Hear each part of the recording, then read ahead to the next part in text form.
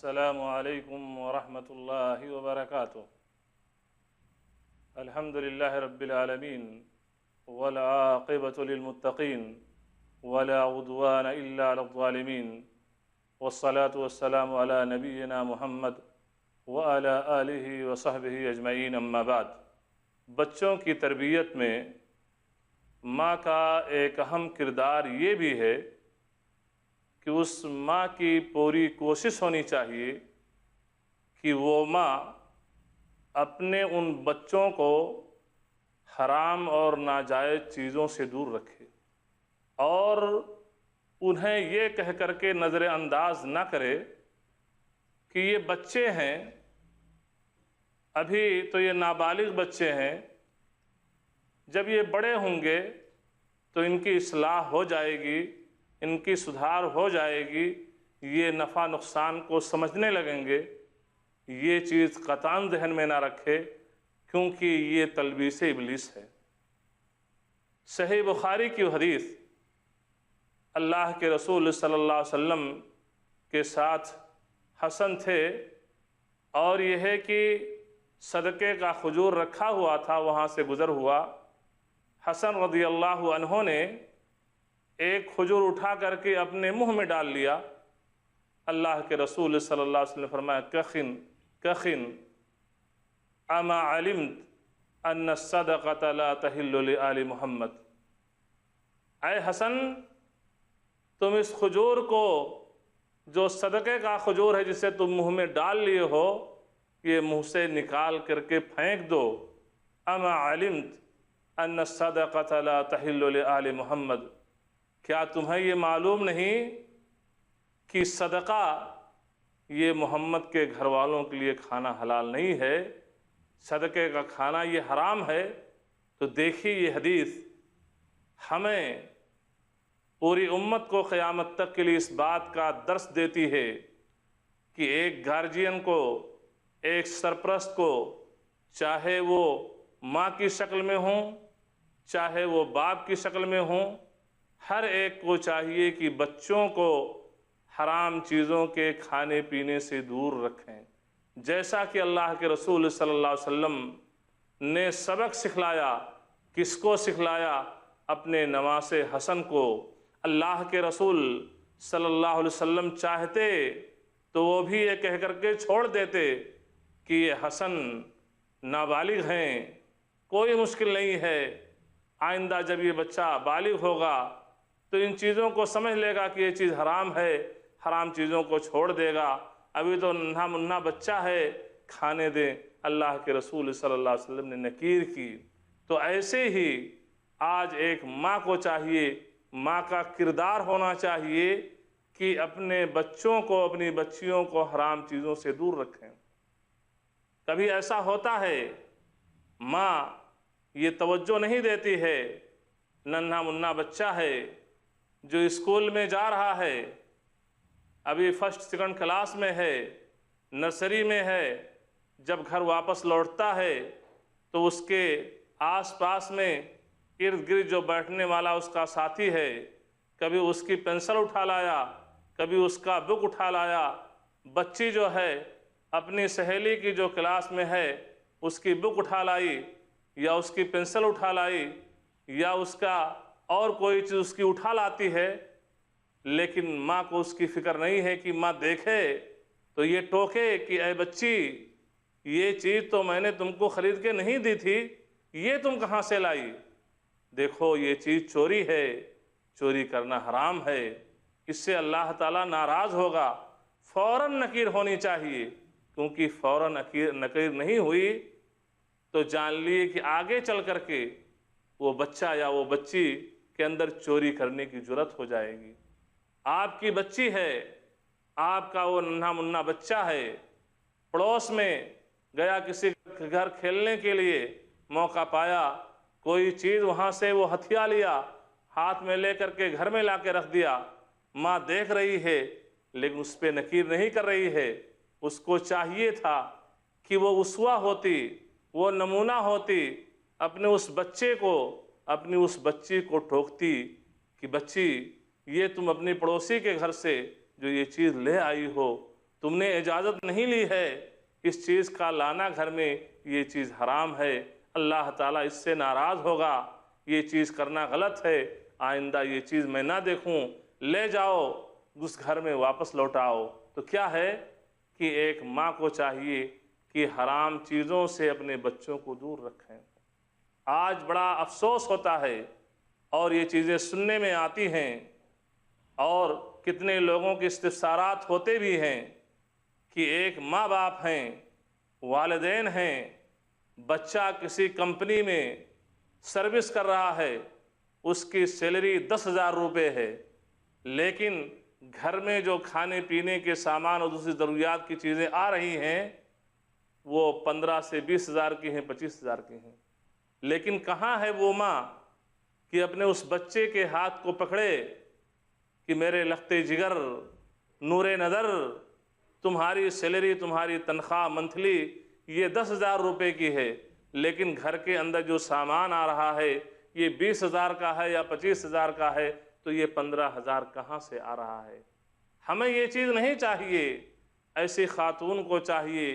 کہ سلف صالحین کی، ان خواتین کی ان سیرتوں کو پڑھیں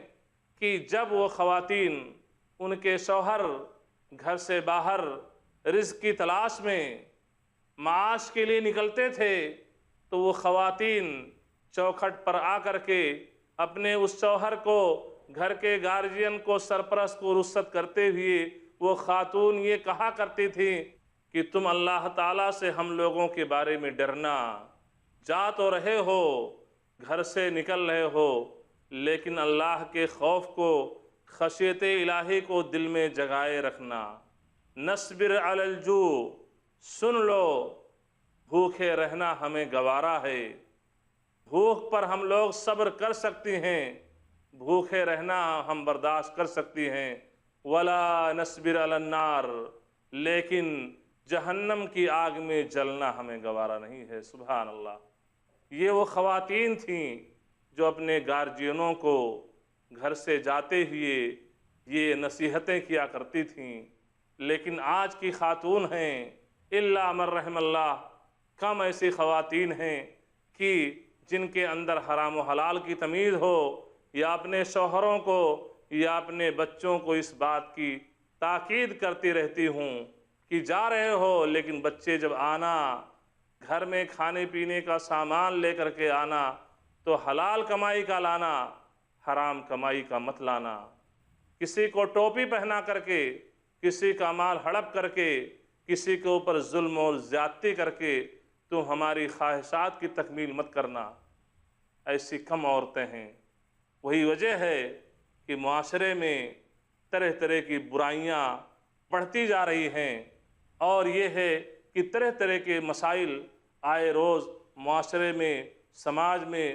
سوسائٹی میں پیدا ہوتے رہتے ہیں۔ کاش کی ایک خاتون کو یہ سمجھ میں آ جائے کہ وہ بھی جس طریقے سے اللہ کے رسول صلی اللہ علیہ وسلم نے اپنے نواسے حسن کو اس حرام لقمہ کھانے سے، ایک کھجور جس کا کھانا حرام تھا کیونکہ وہ صدقے کا کھجور تھا، اللہ کے رسول صلی اللہ علیہ وسلم نے اپنے نواسے کے لیے اس چیز کو جائز نہیں سمجھی اور منع کر دیا، کھجور کو منہ سے نکالنے کا حکم دے دیا۔ کاش کی آج کی ماں اپنے بچے کو، اپنے بچیوں کو بچپن ہی سے حرام کام سے دور رہنے کی تائید کریں۔ جب حرام کام سے دور رہنے کی تاکید کرتی رہیں گی تو یہ تاکید کرنا کیا ہوگا؟ یہ نیک ذریت ہوگی، اور یہ ایسی ذریت ہوگی کہ دنیا کے اندر بھی یہ اس ماں کی آنکھوں کی ٹھنڈک ہوں گے، اور آخرت میں بھی اس ماں کے مرنے کے بعد یہ بچے، یہ بچیاں صدقے جاریہ ہوں گے۔ لیکن شرط یہ ہے کہ جب ایک ماں کا کردار یہ ہو کہ اپنے ان بچوں کو ان حرام کاموں سے دور رکھیں۔ ایک ماں کا کردار بچوں کی تربیت میں یہ بھی ہے کہ اس ماں کو چاہیے کہ بچوں کو صبح و شام کے اذکار بھی سکھلائیں، گھر میں داخل ہونے کی دعا، گھر میں نکلنے کی دعا، کھانا کھانے سے پہلے کیا پڑھا جائے، کھانے کے بعد کیا پڑھا جائے، بیت الخلاء جانے سے پہلے کیا پڑھا جائے، بیت الخلاء سے نکلنے کے بعد کیا پڑھا جائے، بستر پر جب سونے جائیں سوتے وقت کون سی دعا پڑھی جائے، نیند سے جب بیدار ہوں تو کون سی دعا پڑھی جائیں۔ یہ چیز کیا ہے کہ اگر ایک ماں ان چیزوں کو پڑھتی ہے تو ظاہر سی بات ہے کہ وہ بچے بھی ان چیزوں کو دہرائیں گے۔ کیوں؟ اس لیے کہ بچے کے ذہن میں یہ چیز آ رہی ہے، اس کی فطرت میں اللہ تعالیٰ نے یہ چیز داخل کر دی ہے کہ جو بھی کام ماں کرے گی باپ کرے گا، وہ یہ سمجھیں گے کہ یہ کام جو ہماری ماں کر رہی ہے یہ بہتر ہی ہے، اس لیے ہماری ماں کر رہی ہے، یہ کام ہمارا باپ کر رہا ہے اس کا کرنا بہتر ہی ہے، اس لیے ہمارا باپ کر رہا ہے، اس لیے کہ اس کے لیے پہلی درسگاہ، پہلا کلاس روم یہ ماں باپ ہیں، یہ اس کا گھر ہے۔ لیکن برا ہو یہ ویسٹرن کلچر کا، مغربی تہذیب کا، کہ آج ہمارے معاشرے میں کتنی ایسی خاتون ہیں جو ماں بن چکی ہیں، بچے کی ماں ہو چکی ہیں، لیکن وہی کہ جب وہ خود اسلامی آداب سے آراستہ نہیں ہیں، اسلامی آداب اور احکام سے واقفیت نہیں ہے، تو بچے کو تربیت کہاں سے صحیح کریں گی؟ کتنی ایسی مائیں ہیں کہ جب بچے کو بس اسٹاپ لے کر کے جاتی ہیں اور وہ بچہ اسکول کے بس پہ سوار ہو جاتا ہے، اور جب بس چلنے لگتی ہے اور ماں اس بچے کو چھوڑ کر کے اپنے گھر واپس لوٹتی ہے تو ہاتھ سے اشارہ کرتے ہوئے کہتی بائی بائی۔ ظاہر سی بات ہے کہ یہ بائی بائی کہنا شرعاً درست نہیں ہے۔ شریعت میں جو چیزیں ہیں کہ جب آپ ایک کو رخصت کر رہی ہیں اس کو کہتے ہو السلام علیکم ورحمۃ اللہ وبرکاتہ، یہ اسلامی آداب ہیں۔ اسی طریقے سے کتنی مائیں ہیں گھر میں داخل ہوتی ہیں، گھر میں داخل ہوتے ہوئے دعا پڑھنی چاہیے، وہ دعائیں نہیں پڑھتی ہیں۔ کبھی دیکھا جاتا ہے کہ گھر میں داخل ہوتے ہوئے وہ ٹاٹا یا بائی بائی یا کچھ اس طریقے سے گڈ نائٹ یا گڈ مارننگ یا یہ ہے کچھ فلمی گانے یا فلمی گیت گنگناتے ہوئے گھر میں داخل ہوتی ہے۔ ظاہر سی بات ہے یہ تمام کی تمام چیزیں اسلامی تعلیمات کے خلاف ہیں۔ نبی کریم صلی اللہ علیہ وسلم کی وہ صحیح حدیث کہ جب ایک انسان گھر میں داخل ہوتا ہے اور گھر میں داخل ہوتے ہوئے گھر میں داخل ہونے کی دعا پڑھ لیتا ہے اور جب دسترخوان پہ بیٹھتا ہے کھانا شروع کرنے سے پہلے بسم اللہ کہہ لیتا ہے، اللہ کا نام لے لیتا ہے، تو شیطان یہ اپنے چیلوں سے کہتا ہے کہ اس گھر سے نکل چلو، اس گھر میں بسیرا کرنے کو نہیں مل سکتا ہے، نہ تو اس گھر میں رات گزار سکتے ہیں اور نہ اس گھر میں کھانے کے لیے کوئی چیز مل سکتی ہے۔ لیکن اگر یہ چیز نہیں ہوتی ہے تو شیطان کہتا ہے کہ آؤ اس گھر میں کھانا بھی ملے گا اور اس گھر میں رات گزارنے کو بھی ہم کو مل جائے گا، اس لیے کہ اس گھر والی نے گھر میں داخل ہوتے ہوئے دعا نہیں پڑھی ہے، دسترخوان پہ بیٹھ گئی ہے، اللہ کا نام نہیں لے، اللہ کا ذکر نہیں کی ہے، اس لیے تمام چیزیں ملیں گی۔ اسی طریقے سے وہ خاتون یا وہ گھر کا گارجین جب سوتے ہیں، کتنے لوگوں کو دیکھا جائے کہ جس گھر کے اندر لادینیت ہے، یہ ٹیلی ویژن موجود ہے، ریموٹ لے کر کے فلمیں دیکھتے ہوئے فلمی گانے سنتے ہوئے نیند آ رہی ہے، معاملہ کیا ہوتا ہے کہ رات میں یا تو بچہ ڈر جا رہا ہے یا بیوی ڈر جا رہی ہے یا بیٹی ڈر جا رہی ہے، ڈراؤنے خواب دیکھتے ہیں، کہیں سانپ آ رہا ہے، کہیں بچھو آ رہا ہے، کہیں ٹائیگر آ رہا ہے، کہیں کوئی اور چیز آ رہی ہے، ڈر جاتے ہیں۔ ڈرنے کے بعد میں یہ خاتون کہاں جاتی ہے؟ ڈھونگی باباؤں کے پاس جا کر کے کہ ہم برے خواب دیکھتے ہیں، ہماری بیٹی بری خواب دیکھتی ہے، رات میں ڈر جاتی ہے۔ تو یہ چیزیں کیوں ہوتی ہیں؟ اگر وہ خاتون، اگر وہ ماں رات کو سوتے ہوئے اگر وہ معوذتین قل اعوذ برب الفلق، قل اعوذ برب الناس، سورہ اخلاص، قل هو اللہ احد، ان تینوں سورتوں کو 3 بار پڑھ کر اپنے ہتھیلی پہ دم کر کے اور اپنی ہتھیلی کو اپنے پورے جسم پر جہاں تک پہنچے پھیر لے، جیسا کہ اللہ کے رسول صلی اللہ علیہ وسلم کا یہ عمل تھا۔ آیت الکرسی پڑھ کر کے سوئے، صبح ہونے تک ایک فرشتہ اس کی حفاظت کرتا ہے، تو یہ تمام چیزیں نہ ہوں، لیکن ان تمام چیزوں کو اسے یاد کرنے کی یا پڑھنے کی توفیق نہیں ہوتی ہے، تو ظاہر سی بات ہے اب بچے بھی اسی ماحول میں ڈھلتے ہیں۔ دیکھا یہ جاتا ہے کہ وہ جو ننھے منھے بچے ہیں ان کو نہ تو کھانے کے آداب معلوم ہیں، نہ مجلس کے آداب معلوم ہیں، نہ گھر میں داخل ہونے کے آداب معلوم ہیں، نہ گھر سے نکلنے کے آداب معلوم ہیں۔ کیوں؟ اس لیے کہ جو ماں ہے، جو باپ ہے، وہ خود اسلامی تعلیمات سے کورے ہیں۔ تو ظاہر سی بات ہے کہ یہ بہت بڑی خامی ہے، جس خامی کی تلافی ایک والدین کو کرنی چاہیے۔ اور اسی لیے اللہ کے رسول صلی اللہ علیہ وسلم نے جب شادی کے مبادیات، اصول و ضوابط کو بیان کیا تو اللہ کے رسول صلی اللہ علیہ وسلم نے کیا فرمایا؟ صحیح بخاری کی حدیث، راوی حدیث ابو ہریرہ رضی اللہ تعالیٰ عنہ ہیں، اللہ کے رسول صلی اللہ علیہ وسلم نے فرمایا کہ تنکح المرأة لأربع، ایک عورت سے شادی 4 چیزوں کی بنیاد پہ کی جاتی ہے۔ کیا چیزیں ہیں؟ 4 چیزیں ہیں۔ ایک تو یہ ہے کہ اس عورت سے شادی اس لیے کی جا رہی ہے کہ بڑے مالدار گھر کی ہے، مالدار خاتون ہے، جہیز زیادہ لائے گی۔ دوسری شکل یہ ہے کہ اس سے شادی اس لیے کی جاتی ہے کہ بہت ہی حسین و جمیل ہے، بہت ہی خوبصورت ہے، خوبصورتی کو بیسک بنیاد بنا کر کے شادی کی جاتی ہے۔ اور تیسری چیز یہ ہے کہ شادی اس سے اس لیے کی جاتی ہے لحسبھا، کہ یہ بڑے اعلیٰ خاندان کی ہے، حسب و نسب بہت بلند ہے، اس بنیاد پر شادی کی جاتی ہے۔ اور چوتھی چیز یہ ہے کہ لدینہا، کیوں شادی کی جا رہی ہے؟ اس لیے کہ دیندار ہے، ارکان اسلام کی پابند ہے، ارکان ایمان کی پابند ہے، صوم و صلات کی پابند ہے، حجاب کی پابند ہے، حرام و حلال کی اس کی ہاں تمیز ہے، دینداری کی بنیاد پہ شادی کی جاتی ہے۔ پھر اللہ کے رسول صلی اللہ علیہ وسلم نے فرمایا فاظفر بذات الدین تربت یداک، دیندار عورت سے شادی کر کے کامیابی حاصل کرو، تربت یداک، ورنہ تمہارے ہاتھ خاک آلود ہوں۔ تو آج معاملہ یہ ہے کہ ایک انسان جب شادی کرتا ہے تو کم ایسے لوگ ہیں کہ جن کی خواہش یہ ہو، چاہت یہ ہو کہ ہم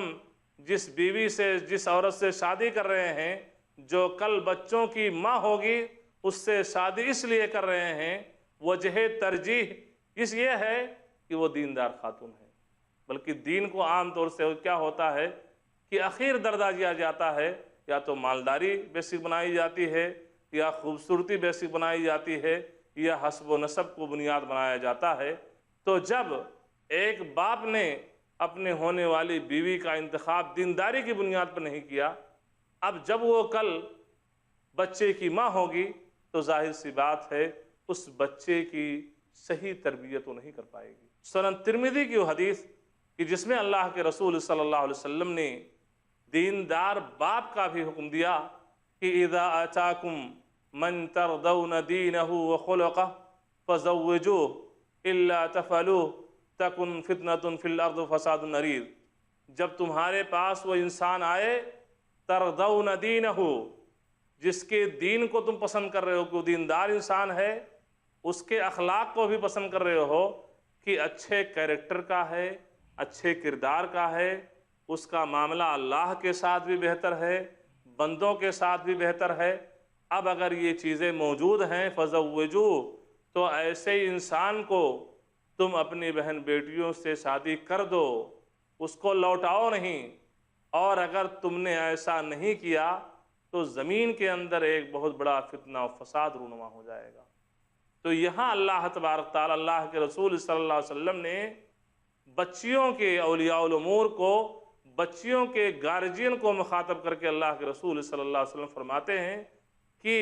اپنی بہن بیٹیوں کی شادی کس سے کرو؟ اس انسان سے کرو جو دیندار ہو، کیونکہ یہ انسان کل وہ بچے کا باپ ہوگا۔ تو جب دینداری دونوں صورت میں اپنائی جائے، چاہے ایک انسان اپنی بیوی کو لا رہا ہے، دینداری کی بنیاد پر انتخاب کرے، ایک خاتون کسی دوسرے کی زوجیت میں جا رہی ہے، کوئی اس کا شوہر بن رہا ہے، تو اس خاتون کی چاہت یہ ہو کہ ہونے والا جو شوہر ہے وہ دیندار ہو، دینداری کی بنیاد پر وہ ایگری ہو کہ ہم اس انسان سے شادی کرنے کے لیے میں اس لیے راضی ہو رہی ہوں کہ وہ دیندار ہے۔ جب دینداری ہوگی، ماں بھی دیندار ہوگی، باپ بھی دیندار ہوگا، تو معاملہ کیا ہوگا کہ بچوں کی تربیت صحیح ہوگی، اور جب بچوں کی تربیت صحیح ہوگی، اسلامی آداب اور احکام سے روشناس کرایا جائے گا، تو یہ بچے دنیا میں بھی ماں باپ کے لیے آرام و راحت کا سبب بنیں گے، ان کے حقوق کو پہچانیں گے، ان کی شان میں گستاخی نہیں کریں گے، اور آخرت میں بھی وہ ان کے لیے صدقے جاریہ ہوں گے۔ تو چونکہ آج جو ہمیں وقت دیا گیا تھا، درس کا وقت ختم ہو رہا ہے، آگے آپ لوگ دیکھتے رہیں انشاءاللہ۔ جب تک کے لیے اجازت دیجیے، شکریہ، والسلام علیکم ورحمۃ اللہ وبرکاتہ۔